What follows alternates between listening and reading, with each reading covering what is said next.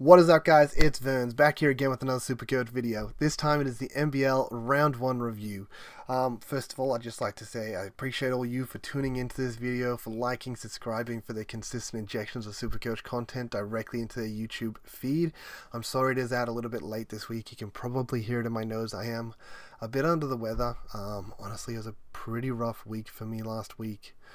My nana actually passed on Monday. Monday morning. It was just after midnight Sunday, so yeah, that was really rough. And then my granddad unfortunately had a fall on the Wednesday and passed as well. So it was an emotional, very rough week for me last week. I was also spent a lot of time in hospital, and you're emotionally drained, which makes you physically drained, and I feel like that's just left me exposed to catch something as well, being in a hospital. So now I ended up horribly sick on top of it. But yeah, it was not a good week for me. Not a great place. But look, we're here for Supercoach, and yeah, just wanted to share that with you guys. Look, next week I'm gonna get this video out earlier. I will get it out earlier, to closer to the Sunday night. That's gonna be the goal. But yeah, this week I just really wasn't feeling up to getting it out, honestly, and emotionally, and then on top of it, just getting horribly sick as well. So yeah, it was a rough one. But as we can see here, we went ahead and scored 186. Not a good score. Kind of really sucked. We'll do a cheeky shout out here to a few people. I do think I'd shout them out a little bit later because I'm retaking this intro, realizing it got cut a little bit. But to our boy Chad, Fantasy Phoenix, he followed us on the Harrison Captain. I say followed us, he also went with the Harrison Captain. Obviously, he didn't just do it because I did it. We both did an educated move there, but he jumped on that train too, and we just absolutely got burnt to a crisp. And a huge shout out to DR, who got out and actually got a video out for a team review, which I love to see. But then not only that, followed up with a round 1 review, and I loved it. I loved it from you, DR. It was great to see. Left you a cheeky comment there about my thoughts with what you should do with the team. In fact, it's almost something I talk about a little bit later. But yes, anyway, I will jump into the team and we will go through it. So we will catch you guys in a second. And we're back. Okay, so I just wanted to go ahead and actually just chop in changes in really quickly before we go through the team. More or less, I actually recorded the team one first, realized I kind of missed something important and thought this needs to be at the start of the video. But for those that haven't played last season or aren't aware of this, I know it's been in a lot of the Supercoach media, so it's really those that aren't part of that are going to miss out on this. So you're probably not watching this video anyway, but I just want to re-emphasize it. Teams with 2 singles and a double game in round 3 will not have their round 1 score count towards their price. I know that sounds super weird, but I'm just going to click on teams that have that. Adelaide, Perth, Tasmania, and Cairns. I believe they're the 4 teams. So these 4 teams, they all have 2 singles and then double games. The way Supercoach works, it works like this in all formats, but after 3 games, you get a price rise, a price adjustment. And what would happen here is usually, obviously, week 1, week 2, week 3, and then prices would change.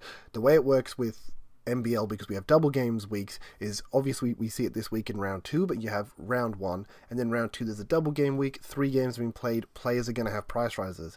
But for those that played a single and then they have a double in round 4, means that 4 games have been played by the end of round 3. And it's only going to take in the last 3 games that were played by the end of that round. Meaning the round 1 scores, as much as it was cool for points, it doesn't mean anything to their cash gen. So if you see that man and you think that man must have a crazy good break even, it's going to be awesome, it's actually an irrelevant break even. It doesn't matter. Because if he goes out and gets 10 next week, then the 10 plus the 2 games played in round 3 are going to be the only scores that matter when it comes to a price adjustment. So unless he happens to get injured or something and play only 1 game in round 3 and then not play the second game in round 3, then you'd have a price adjustment that includes game 1. So something you need to keep in mind with anyone from these teams. Henschel, obviously another massive one. 69k rookie with a 27, minus 15 break even, and you're thinking this is insane. But this 27 isn't going to count. If he comes out and gets 5 next week and then follows it up with 2 more 5s, he's actually going to lose money because that's less than, I believe his average is about a 6 break even. So he'd actually go backwards in cash. And he's a good one to look at because we have last season where this happened to Henschel. And that might seem so crazy, but it literally did. How do I change to last season? Season stats. Sorry, I think if I go to... Nope, it must be further down. So season stats... This is 25. If we go down, do we have the 24 season? Oh, sorry, I can change this way. Sorry, I'm so dumb, boys. But we can see it right here, and this might look really silly for what you're about to see, but he gets a 29 in round 1, and we think he is going to the moon. But he has a 2K price increase. This 29 was on a single. He got 29 on a single game. But then he only went up 2K. How did that happen? The answer was round 2 he played a single again. And then round 3 he played a double, and he managed to get, I think, 4 points and 8 points and finish with obviously 12 for the double. So the only scores that counted was this 8, this like 4, and this 8 again. So even though he had a 29, the 29 was irrelevant to his price change, and he only went up 2K. Which is crazy, because in any other Supercoach format, that's just not how it works. You see, like, a rookie in AFL that's 123K, and their round 1, they drop like 110. You'd sit there and be like, bro, we need this guy in, because as long as he plays, he's going to make so much money. No. It doesn't work like that in this. If Henschel comes out and shits the bed in the next 2 games, he may not make money. So just keep that in mind, and I think he was a good example to use.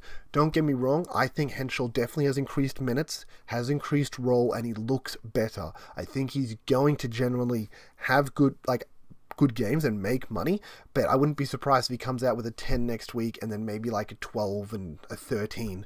He'll still make money, but he's not going to make half as much as what he would make if he scored 30 points, 10-10.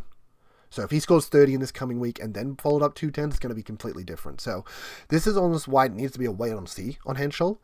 And I think that's why we want to take that extra week. Me personally, I want to take that extra week because, as I said, if he comes out and he drops a 5 and all of a sudden he's playing 4 minutes for some reason their coach has lost his head and gone, you know what, Pep is my guy. Henschel, you had a shit week of training. You're honestly a bit of a dick, and you're riding the bench. Yeah, just making up stuff. But like something like that happens, all of a sudden he's getting no minutes, he's getting no Supercoach points. This 27's irrelevant. So I don't think we should be dropping everything and just bringing in Henschel. I think you should be patient with it, wait the extra week, and get him in before he's double. For those that had him this week, awesome. You got a massive score for what you paid. You paid for a 6 and you got a 27. That is awesome for you. But we don't have to just drop the bags and go. The points are gone. For those that are chasing those points, they're gone. There's no point in making that trade this week. Just wait a week, make the trade next week. Simple, done, easy. So yeah, on the reverse of this, obviously we have these 4 teams, super important to keep in mind that those scores don't count for round 1 on their price rises if they're playing a 4th game in round 3. But 4th game, I mean, like, they're playing a double in round 3. But for the teams that it does matter, obviously Melbourne, Illawarra, Sem, and I am being silly, Sydney. Here we go. These 4 teams, boom, have a double this week, meaning their prices are going to change. So you need these guys in your team right now, because if you wait a week, they're going to have a price increase, and that might mess up all of your plans. So these are the guys we want to be on. These are the guys that we want to know about. So we want to go to the break-evens of these guys. So we're going to just quickly, where is it? I'm so silly. Break-evens here. These are the guys we want to be on. Aldridge, -1 on a double game week. As long as he steps on the court for both those games, he's making money. It doesn't matter if he steps on for 2 minutes and he scores 2 points in both those games. He's going to go up a little bit in cash. Obviously, if you don't want that, please come in and smash it. But yeah, he was really good, and it's fine. If he can go from anywhere between 15 to 20 points a game, he's going to make money. He's going to make probably 100K, and we're going to be pretty happy with what he does. If he can have some spike games like this every now and again and really help elevate that, awesome. Lepepe, second lowest break even for these guys. He got a 10. That's good. He's priced at 6, so he played above that. Now, 2 games, he just needs to get 8. I think there's a good chance he could get that in 1 game. The other thing that was unfortunate with this 10 is I swear he had 10 by halftime and then didn't really do anything in the second half. But no, he's still, I think I'm really happy with him, and I think he plays big minutes in the team, and as long as you're on the court, there's a good chance you'll get points. He gets rebounds, and he even got a block, I'm pretty sure, in this game, so he's active. So yeah, really happy with him. He's someone that I think it's a good idea to get him in, like get some cash generating. I wouldn't be surprised if he comes out with 15 to 20 points this week, and then goes up a little bit in cash, and then you can move him on next week. He could even be someone that you move to Henschel next week, even if you're only banking 11K. Saying that, Sydney have a really good run, and he's pretty cheap, so I might hold on to him for a bit, try and let him ferment. He might be a bit of a slow burn. I feel like it's relatively the same as having like a key defender or something like that. Maybe even a key forward. Nah, key forwards, they have spike scores. I think key defender's more relevant for AFL. It's going to be a slow burn. He's not going to come out and have a massive game, but he's getting on the field. He's being active, and he's going to get scores just because he's on the court, and he'll be a bit of a slow burn. Hopefully he can get towards that 100k, and we can move him on after Sydney's good run. I know they have, they have a double, single, double, single, and then 2 doubles in a row, and then probably can get rid of him after that. Maybe earlier if he's kind of hit his top of price. And then Foxwell, someone that also has a really good, 15 points he managed to score in this time, saying that I think he played 6 minutes and put 15 points down, like really good 6 minutes, but not something I'd be comfortable with because he's not really getting the time. He only got the 6 minutes because they're in junk time at the end of the game. Now we have a bunch of did not play guys, a bunch of guys on 0 games, so we're going to ignore them, go down. Not a fan of Vodanovic. Yep, Glover, someone else with a good break even, and that's why we started him, and started Hickey. Good break evens because we expected them to play above their price tag, and they should do it again. Obviously his break even's 14, and he got that in 1 game, so expect him to go over that. Tui, as I mentioned, I think he's someone that can go probably 20 plus every week at least. So if he can go 20 to 25, he can get you 40 points this week with a 15 break even. He's probably going up 20k or so. I mean, he's estimated 35 and he goes up 20k, so maybe you can get like 25k if he gets a bit more than that, which would be cool, and I would expect him to. As I said, I feel like he looks like a 20 guy. He's quite expensive, so someone I would also target. And then we go Rob Lowe. Now that's the one that hurts me the most. Obviously came out with a 25, really good. He's got a 19 there. I would definitely expect him to be beating this 19, even if he's just like 15 to 25 each week sort of thing. He comes out 220s, gets 40 points. He probably goes up once again 20k again. Yeah, 45. Yeah, goes up 26k. So someone that well done to everyone that started, and I really wish I started just for the coverage alone. Darius Day is a massive one in the sense that he scored 43. His break even is 27 in a double week. If he comes out and obviously just gets like even a mediocre scoring, well, it's kind of estimated here. So if he gets 227s, he's going up 26k. And this guy looks good enough that I wouldn't put it past him to put anywhere between 30 to 50 points down in the right matchups or on the right day. Like, if anything, you could say he almost had a bad game in this one because he wasn't hitting the threes. His 3 balls were off, but he was doing so much more around the ground. He just wants the boards. He wants to be active. He also scores inside. Like, if his 3s are on, he's adding some extra points there. Like, I definitely see him being a 30 to 50 guy. So I wouldn't be surprised if he comes out, has a 30, has a 40, scores like 70 points, and goes up like 40k. And that's why I think you need to be on Darius Days, because out of everyone I just named, even out of the cash cows, he looks like he's going to make the most money out of any of them. And then we continue to jump down. Hurt, also someone that falls into that boat and kind of could be a pod in comparison, because a lot of people are jumping on Days because of this, but he also had a really good good week himself. Only 5 points less than Days, only a little bit less on the break even. I don't think his ceiling's as high as Days, but I think from what we saw, he looks like he'd be pretty consistent himself. I would expect him to probably get this 52 points and probably go up 20k, so just as much as these rookies that we saw earlier. So someone else that will make money at his price.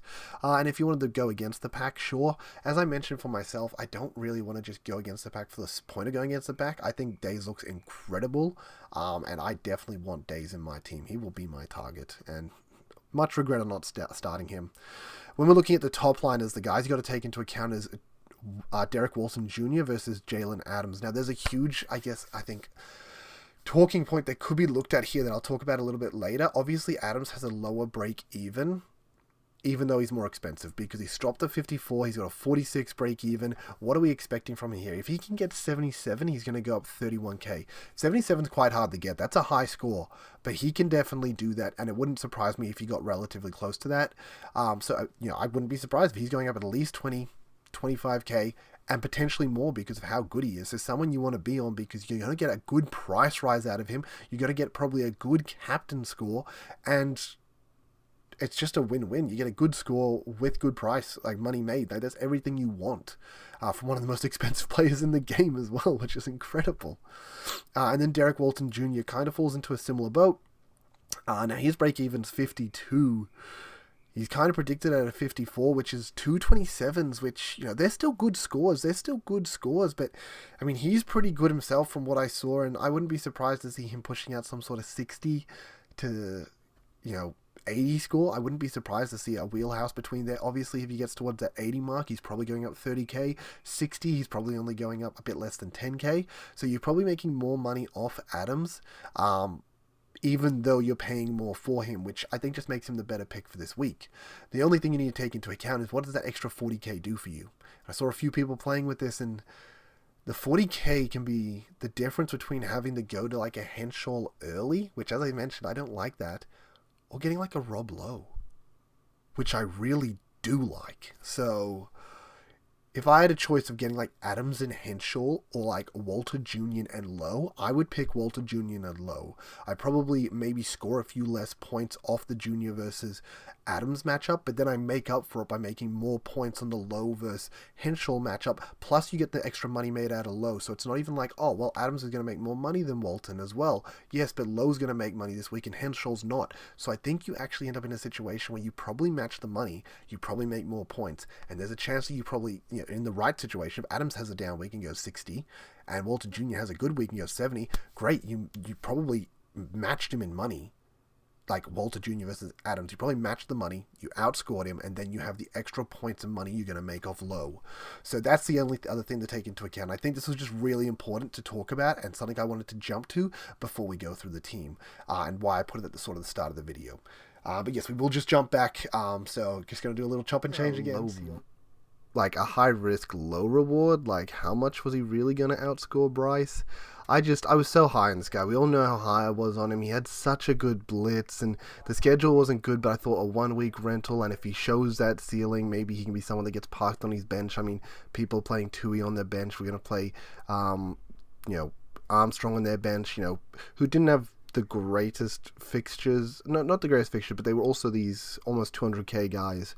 And it's a lot of money to put on your bench. So, I thought it was fine to, if worst case scenario, Harrison got pivoted to the bench after this week, hopefully if he comes out with a good performance, but it really wasn't the case. I mean, look, the stars were aligning for this man. Like, he comes out in the blitz, looks sensational. He has an MVP performance, literally gets MVP of the blitz. He's then going into New Zealand that we're giving up big points to the center in the blitz. On top of it, their main center Gillespie was out.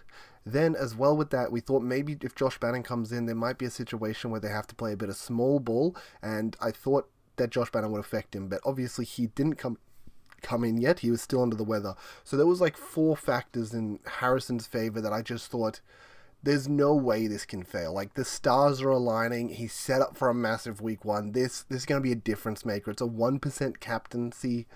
It's not even a highly owned pick, less than 10%. It's going to be huge, and it just absolutely bit me in the butt. He absolutely conned me. And to be fair, I say he conned me. Like, he had a bad performance. He wasn't good, but New Zealand really did play well. They stretched the floor. They forced him out. They doubled him when the ball went inside. They forced him to make turnovers. I mean, 5 turnovers, really unpleasant. And, we did mention that, hey, regular season hits, hopefully Tyrell can get close to 30 minutes. And that's sort of what happened. He played 28 minutes, which is amazing. Like, in the blitz, he was playing 22 to 25 and getting 40 points. Like Supercoach points. Like, that's just how good he was. So I was like, look, if he's playing up to 30, he should be insane. And nah, they just picked him apart. I mean, Menenga's 6'7.5", Bolden's 6'6.5".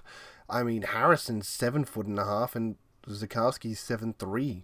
So, like, you just think they're going to get monstered inside, and I thought, even if they stretch the floor on them, Harrison's going to just dominate on the inside, and there's going to be nothing they can do about it. But I don't know, he got frustrated early, he got some silly fouls, he got some silly turnovers, and I think he was just a little too weak at times. Sometimes people would just step in front of him for a box out, and they wouldn't even put a physical body on him. They would just step in front of him, and he just wouldn't really put in that extra effort to make like a step around or try and get involved in the play, try and get a rebound. He just sort of accepted, oh, they've stepped in front of me, I'm out of the contest. And I just felt like it was a little bit that it just didn't look like he was there, and that might have been a bit of that, as I mentioned, mental frustration. Thought he was coming into a team that didn't have a center. He probably thought he was going to feast. He's coming in great form, and the game starts off, few quick fouls, few quick turnovers, and it probably gets in his head, and he just stops putting in that extra effort, and it just blew up horribly. So, look, it really does suck. It really does suck from a Harrison point of view. We all know if I wasn't going for Harrison, basically the team I would have been looking for is, Oliver to the middle, Days up top. And that just makes this team, because obviously the C's not on Harrison, then I probably put it on Cotton. You end up getting like 245 points. And that's the difference between being this 11k rank and being like 1k. Massive difference.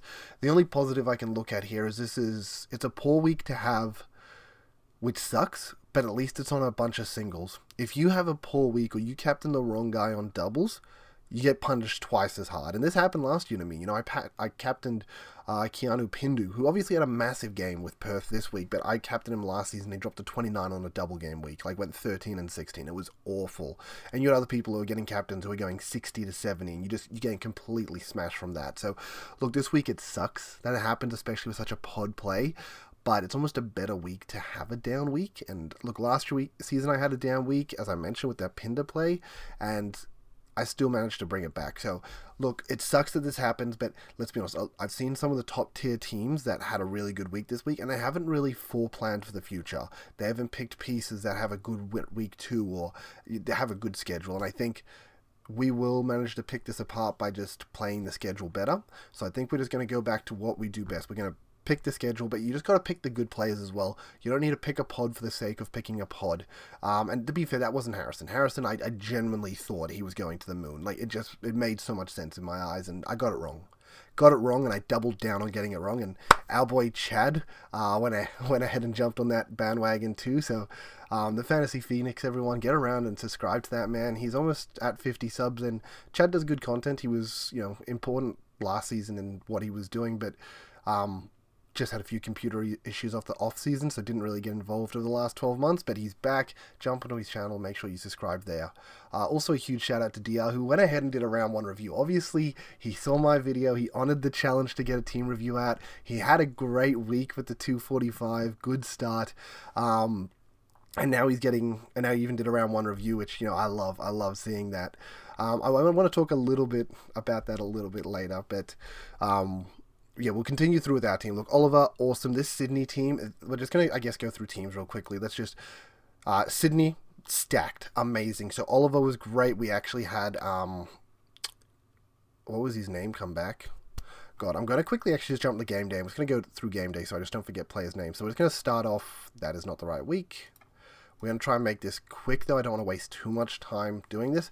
So we'll just start off from the top. So Melbourne United versus Jack Jumpers. This wasn't a high-scoring game. And something that you can see here that's crazy is that you can see the total Supercoach points scored. And we had Tasmania at 144, and we had Melbourne at 154, which is very low scoring for Supercoach, and something that I think was common with Melbourne last year. They're a defensive team. They were known for being the best in the league for being defensive. Tasmania play at the slowest pace compared to any other team. They're also a team that keeps the scoreboard low, and we don't want that. In Supercoach, we want teams that push the pace, get high scores on the board. This isn't like AFL where there's a cap on 3,300 points, and you get capped at that and scaling happens. No. Look, I don't think there's a cap on this, but like, the faster teams play, the more points they put up, the more stats that get on that stat sheet, there's just going to be significantly more points. So, I mean, between this game, we didn't even hit 300 points in total. If we just jump quickly to the Sam Wildcats game, we hit over 400 points in this game. Over 100 extra points in this game compared to the Melbourne Jack Jumpers. And so that's something you want to take into account when we're looking at teams too. Like, if you're picking a superstar from a team, they really have to stick out. In this case, it's Doyle for the Jack Jumpers. He went massive, really good from him, but as I said, it's only 144 points, and he took up 40 of those. That means you now have 100 points spread between like 8 other players, which then becomes a bit clunky. But Doyle was sensational. He hit some big threes and looked awesome. If you brought him in for a 1-week rental, you would have been pretty happy with that. And he was pretty good when he was over doing the intercontinental games, whatever the hell they were, that they were doing in Singapore as well. So he really came forward. Crawford's such a yin-yang player. If you get on him at the right time, he can do these sort of numbers, but at the wrong time, that would be painful.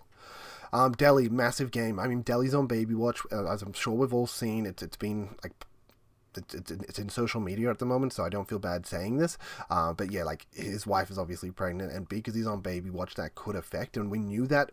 Well, some of us knew that coming into the Perth games, so there was a chance that Delhi may not play because he may have had to fly back depending on the baby watch.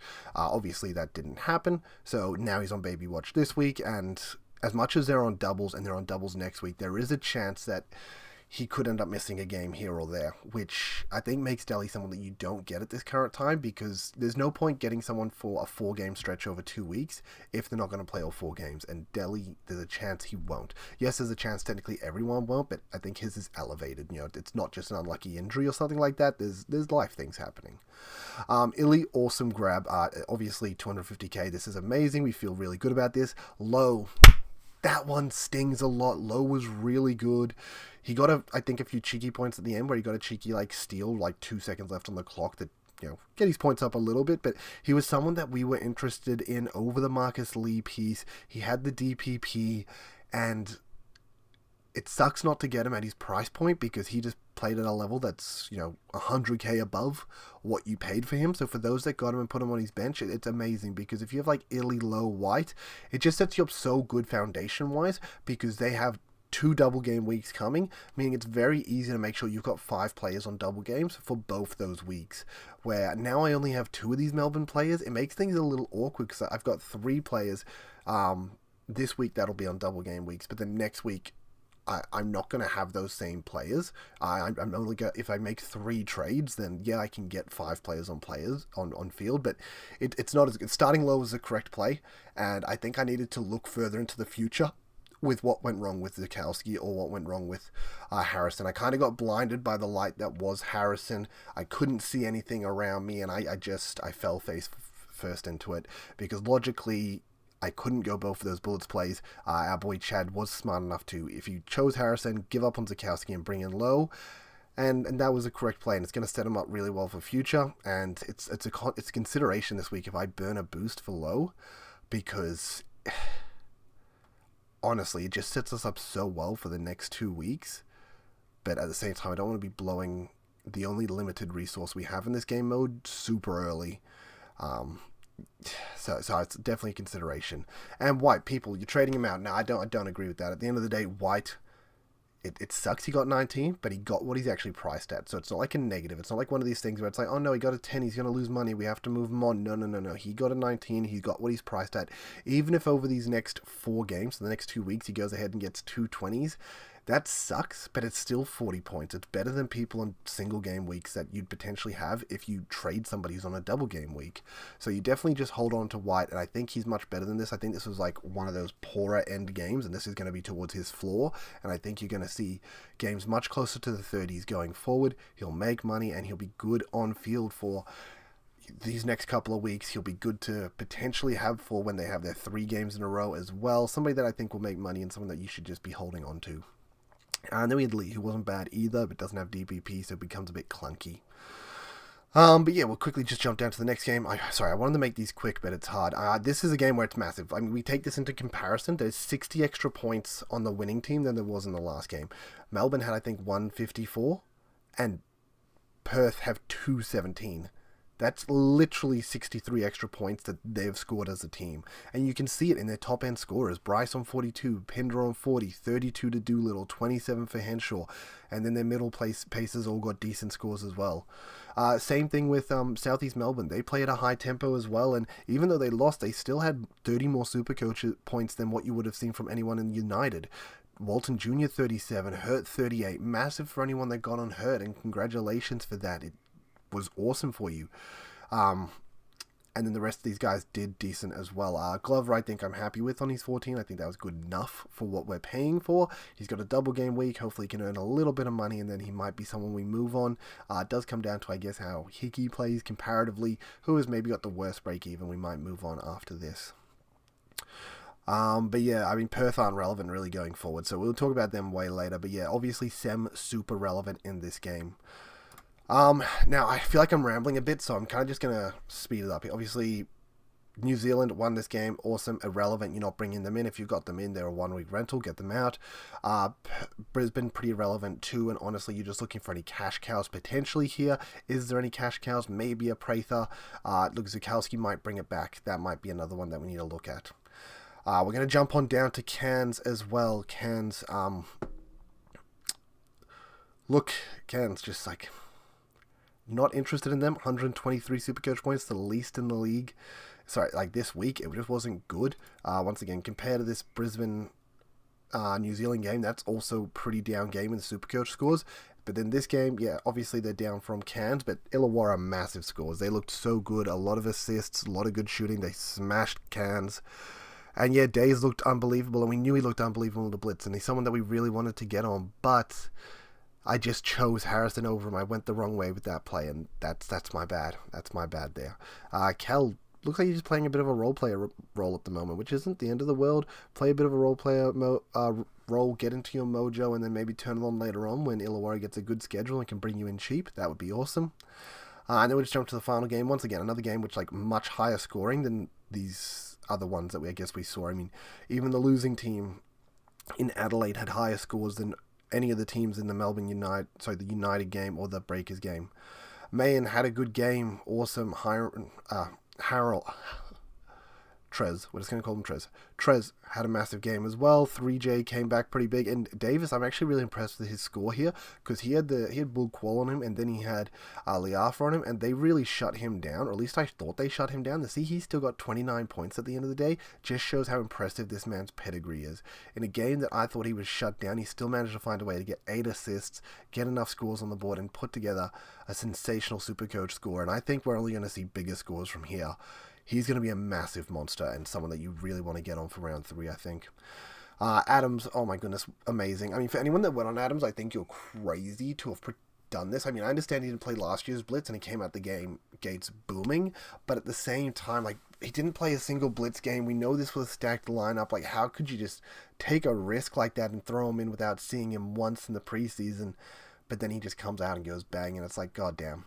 This is why we started Bryce, because if you did this, I wanted to rotate to you. Anyone that did do this without, with basically no information to how he was going to gel with this new team, and just like, damn.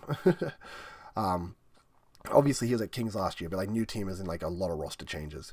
Cooks was good yet. Tui had an up game, but was shooting really well and had like 3 steals, which really inflates the score there too. But anyone that started him, congrats. I don't think he's going to keep this ceiling up, but I do think he's at least 20 plus at least, and considering he's priced at like 15, like that's still really good for return. Oliver, good from him. Qual, pretty good too. And Lepepe, very happy with him. 10 points is perfectly fine for a 69k guy. Okay, just going to quickly do a little chop and change for a minute. Okay, and we're back again to wrap it up. So we're going to go through my trades as well as my captains for the week. Now, something I did want to mention here is let's just trade out Harrison first of all, because that's just the right thing to do. We're going to move Oliver down and Days in. And this was the starting team I would have gone for in the case if I didn't go for Harrison. Obviously, I decided to go for Harrison, and it messed me up. It was the wrong play. It wasn't correct, unfortunately. But if I started with this team, you'd feel so much better, because the awkward thing about what's about to happen with my trades here is I'm leaving myself exposed in round 3, and that might sound a little bit weird. But what I mean by this is what we can see right now is, say you started with the team I have now. I have 1 trade left, and I have to move on Bryce. Great, I'm going to have 5 players on field. I'm going to have, outside of Zizkowski on the bench, 9 players on a double. But then the next week happens, and let's say I go Cotton to Adams in this situation. That's probably the play I'm going to make.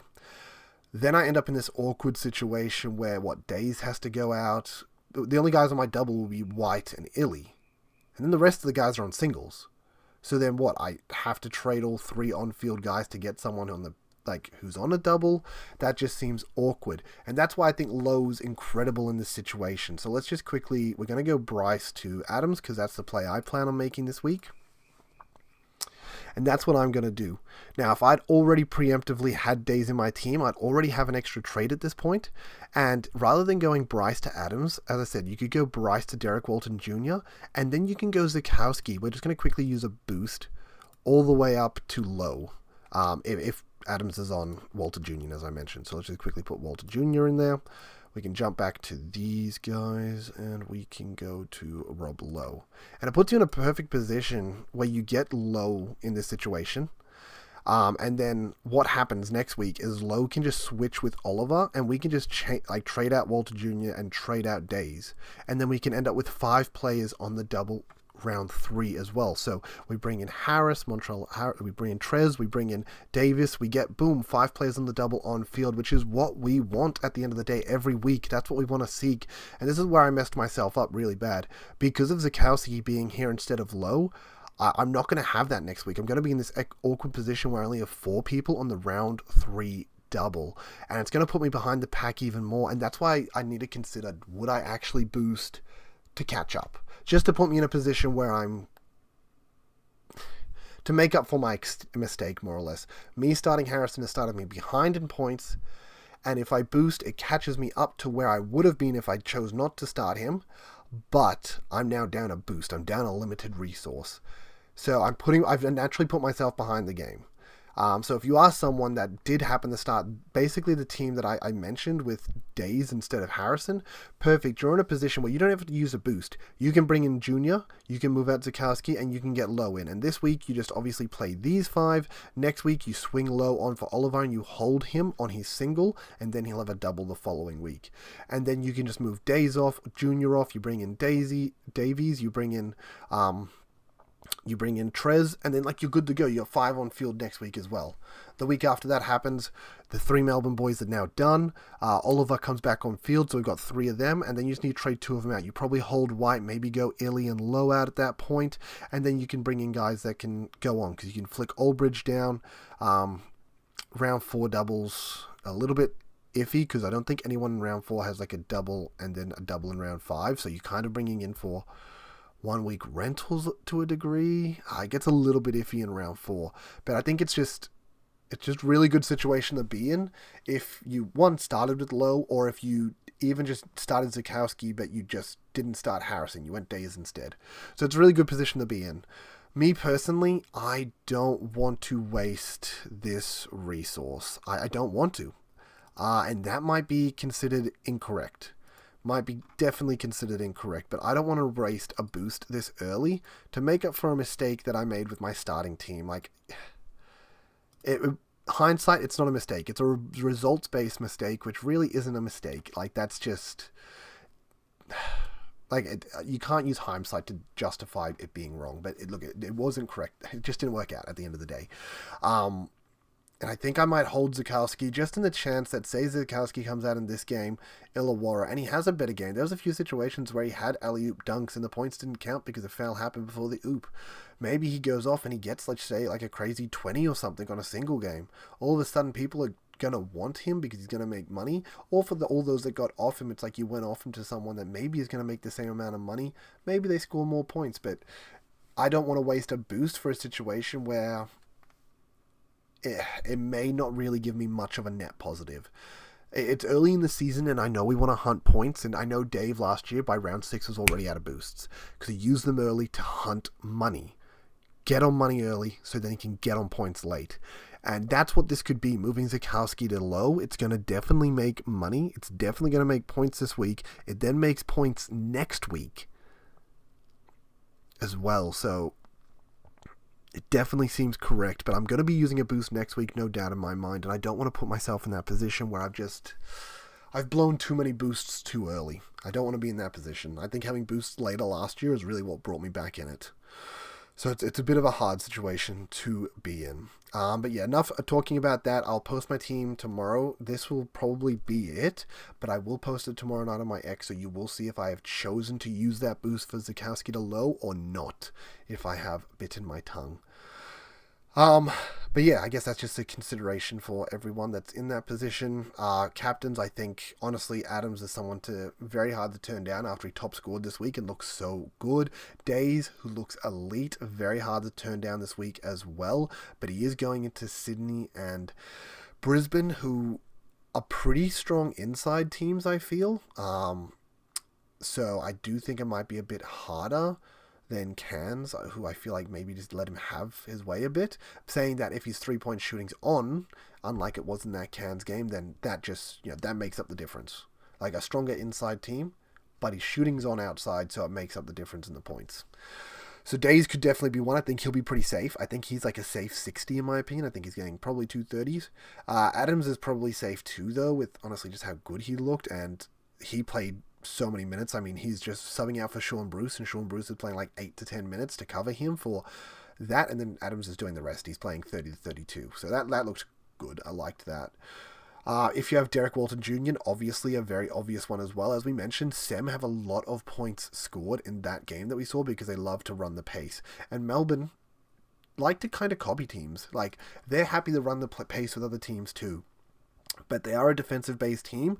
Obviously, with the preseason game where they both went to like 120 and the Supercoach scores were through the roof. I don't think that's going to happen again. There is a chance that it ends up being like one of these games against Tasmania where it's like a 90 to 80-something game and Supercoach scores are a bit lower. But with the way Sem play, it could also push it towards 100 points each team and a lot more Supercoach points up for grabs. So definitely a consideration there. So Walter Jr. I think's good. Adams or Days. I think they're the three guys you're looking at. If you did want to get spicy, you could look at White. And that might sound weird. That might sound very weird to people. People might sit here and be like, Verns, why are you giving us this spice again? This is so dumb. That guy just scored 19. Nah, we saw it in the Blitz. White is pretty good. He's good. He had a down game. He's coming up against Sem, a team that like to push the pace, like to play a faster game. I think there's more Supercoach points up to grabs, and I think he will do a lot better against Sem. I think he'll really smash. And even against Tasmania, I feel like this was a first game where he threw away a few bad turnover situations where like he went to pass the ball and he just like, I don't know what happened. He just like dropped the ball and just threw it out of court. So he had a few silly situations where he just gave up turnovers. He had 3 in this game, so I mean, 2 of them were literally unforced, like just, I don't know what happened. So I think 23 is more relevant to what he was probably going to score. I think he's someone that should be 25 above most weeks. As I said, I think this 19 will be the lowest he gets all season. So if you wanted to go against the grain, I think he's someone that could have a big game against Sem, probably maybe 35 plus, and then we obviously have Tasmania here where I think he'll go 25 plus there, and I think he'll probably get towards at least 60. As I said, I feel more comfortable with Days, Adams, or Walter Jr., but I guess if you just wanted to go left to field, feel free to just go White. But I'm going to wrap it up there, guys, because I've talked way too much. I also have a basketball grand final in like an hour and a half myself, so I need to go play that. Even though I'm pretty sick, I'm just gonna do it. I'm just gonna be there. I couldn't play the final last week because of grandparents, unfortunately. So glad that my team got here, and wish me luck tonight. But anyway, guys, I appreciate all of you for tuning into the video, especially until the very end. I appreciate all those that have liked, subscribed, for the consistent injections of Supercoach content directly into your YouTube feed. And I promise next week I'll catch you much earlier in the week. But till then, peace, later.